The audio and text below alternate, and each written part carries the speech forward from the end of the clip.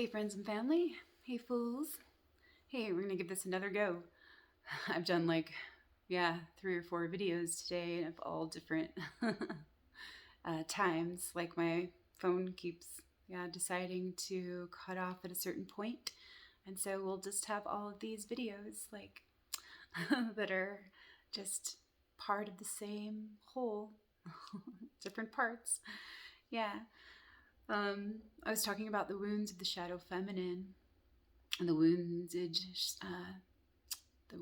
shadow feminine, and discussing like envy, jealousy, suspicion, and the survival archetypes: the saboteur, the whore, the child, and the victim. And I just wanted to review the last few videos from this week, and from my own cycles of growth, transformation, and initiation and completion, and the story of the whole. And my new stories, and tying that in, to link the old and the new, to have that closure and completion and ability to move through this transition. And so just kind of in a way, being in between and reviewing what's coming up, what can be seen, and the insight, the hindsight, and the foresight and all of that. But just kind of looking at some things and some stories and themes that relate, archetypal themes. And I shared a little bit about the Wizard of Oz and that story, and the mind, the heart, and the will, and the child, and going through her coming of age, or her initiation, or her rite of passage, her going on her hero's journey, and coming back home, returning home to herself, to her whole self. And that's the spiritual maturity. And so I did have some things come up, and I've been looking at certain things that I haven't been able to face yet, or certain things that I wasn't able to confront as consciously as I am now.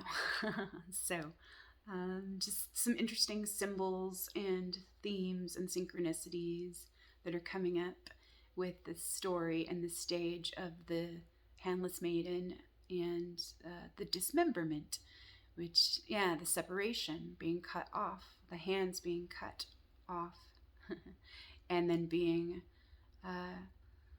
separated from the life that we'd known, to take a journey into the unknown, to reclaim the parts of ourselves, or this unexplored power that we gave away, or that we didn't recognize, because we didn't see or know our own value and our own worth.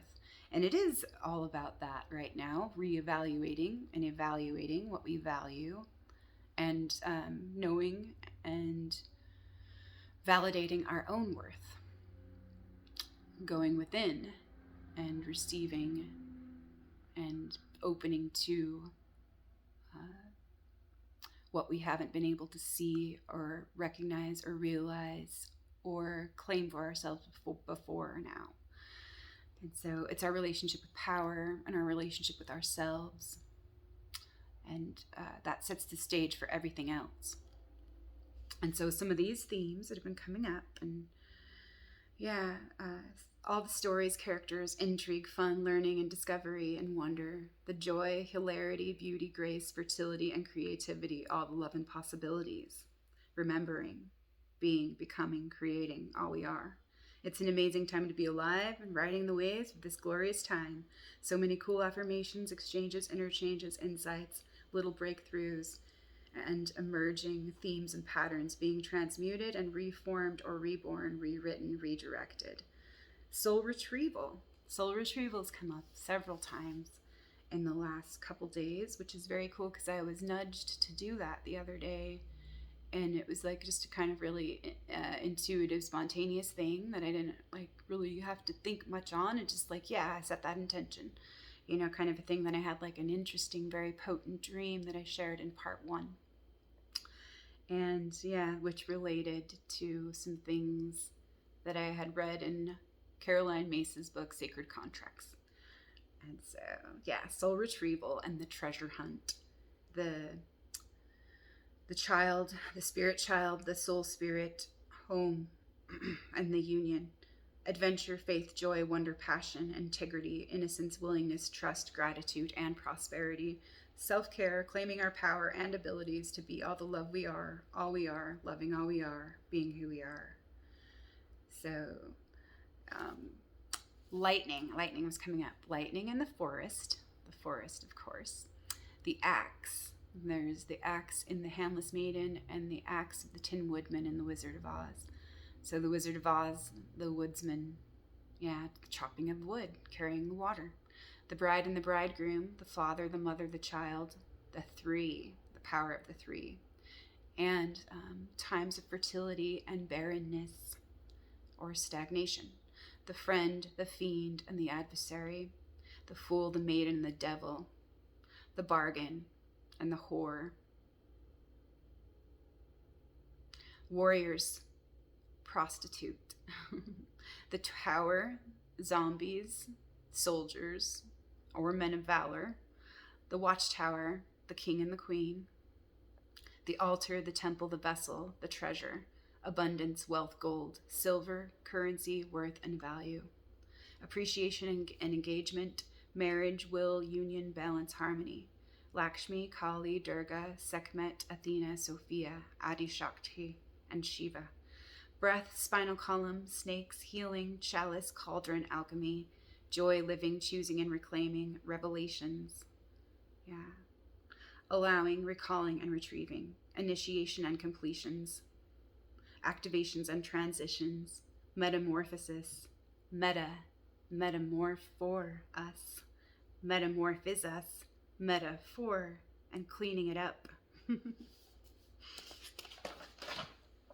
The whore, the orphan, the epicure, the martyr, the narcissist, the caregiver, the savior, the initiate, the awakener, the zombie, the slave, the creator, the artist, the student, the teacher, the dreamer, the warrior, the poet, the author, the weaver, the mirror, the clown, the lover, the scorekeeper, the seeker, the wounded healer and the healed healer, the shaman, the witch, the wizard, the leopard that can't change its spots, or the leper, the leper, who's seen as undesirable and is avoided for its own spots, the outsider, the leader, the guru, the master, the storyteller, the muse, the goddess, the god, Jesus, and Satan.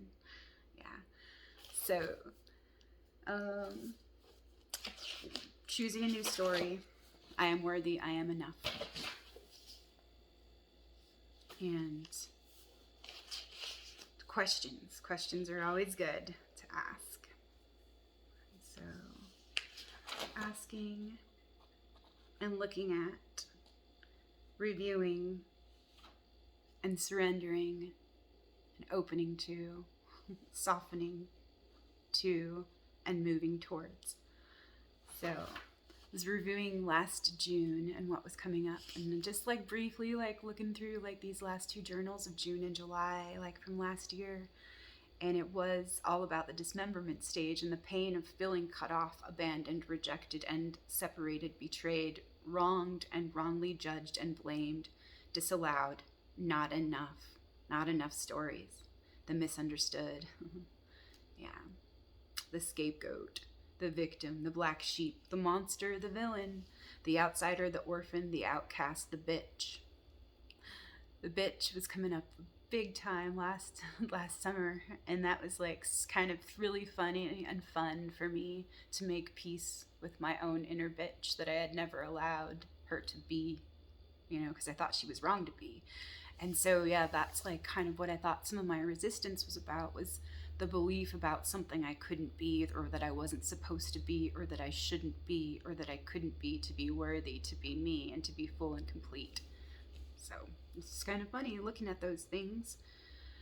The wounded child, the ghost, the judge, the shadow caregiver, the saboteur, the covert fragile narcissist, and the codependent, the wounded feminine, jealousy, envy, rivalry, competition and comparison, better and lesser than, measuring worth, value, perfectionist, idealist, nitpicker, and spiritual ego. Mother superior, the know-it-all, the innocent, the wise one, inner teacher, the queen and the fool, the abandoning cruel one, the devouring mother or the smother mother, the control freak. The adversary, the order follower, the sovereign and the epicure, the addict, the weirdo and the fraud, the superego. The leader, the mediator, the preacher, the trickster, the angel, the guardian, ambassador, and the messenger.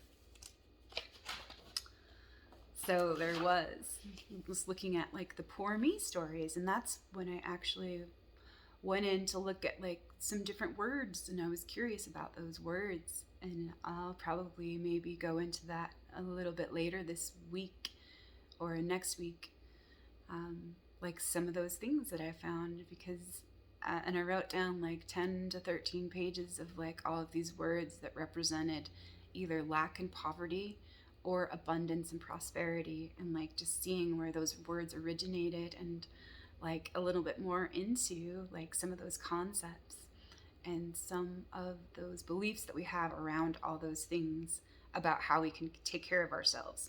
So if it is about like survival, like, yeah, those are good things to look into. So the poor me stories as well, like, yeah, does that reinforce our poverty consciousness or our victim consciousness or the lack that we might feel? So the poor me stories, and what do I value? What can I nurture, care for, and appreciate? Where can I fully allow me to be? Owning my voice and owning my choice and my responsibility. Voicing my truth, freeing my voice, and honoring my currency,